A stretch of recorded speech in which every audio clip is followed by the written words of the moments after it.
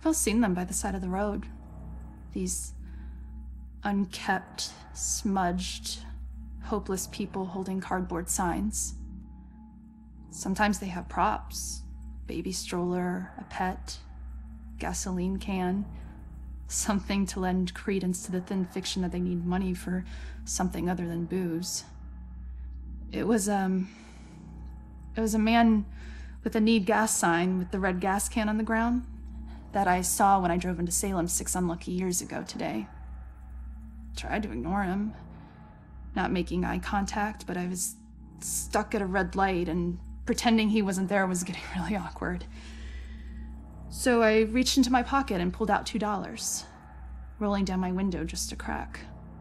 Here you go, buddy. I pushed the money through the opening of the window. That was when, for the first time, I really looked at his face, or what was left of his face.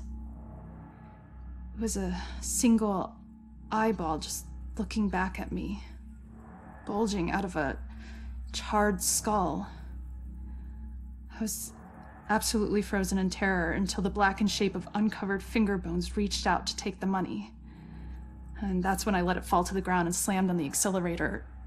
I didn't even care that the light was red. In the time since then, I've picked up pieces of the legend.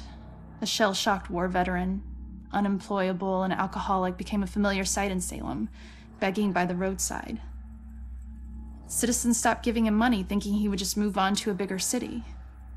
He responded by creating one of the most traumatic spectacles in town history, setting himself alight in the middle of town during evening rush hour. Ever since that roadside encounter, I've been seeing little wisps of flame out of the corner of my eye, like brief flashes that are gone as soon as I turn my head, sending nauseated chills through my whole body. Is this tormented spirit following me now?